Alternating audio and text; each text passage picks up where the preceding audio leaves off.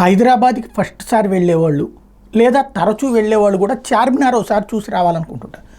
ఇదివరకు అంటే అక్కడ దాకా కార్లు అయిపోవు, ఎందుకంటే ట్రాఫిక్ జామ్ ఉంటుంది ఎప్పుడు కాబట్టి, ఎక్కడో ఉండాలి కాబట్టి డ్రైవర్లను తీసుకుని వెళ్ళడం, లేదంటే కనుక క్యాబుల్లో దిగేసేసి అదంతా తిరిగేసి మళ్ళీ క్యాబులు బుక్ చేసుకుని రావడం జరిగేది.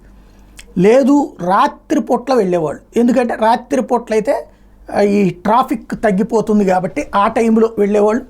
సరదాగా వెళ్ళి టీ తాగి రావడం, ఏ సమోసాలు టిఫిన్ తిని రావడం, బిర్యానీలు తిని రావడం చేస్తుండేవాళ్ళు. అక్కడ దాని మూలంగా రాత్రిపూట్ల క్రౌడ్ విపరీతం అయిపోతుంది, దానివల్ల స్థానికులకి తలనొప్పి అయిపోతుంది.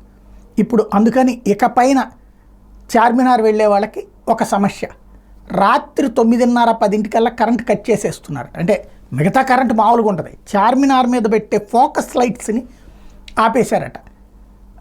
ఇది తాజాగా తీసుకున్నటువంటి నిర్ణయం. దాంతో ఇప్పుడు ఒకవేళ చార్మినార్ చూడాలనుకుంటే సాయంత్రం అంటే 10 లోపు వెళ్తే ఆ చార్మినార్ అందాన్ని విత్ ఆ లైటింగ్తో చూడొచ్చు, లేదంటే చార్మినార్ అక్కడే ఉంటుంది, ఎక్కడికి పోదు, కానీ ఆ లైటింగ్తో చూడలేరు అన్నమాట.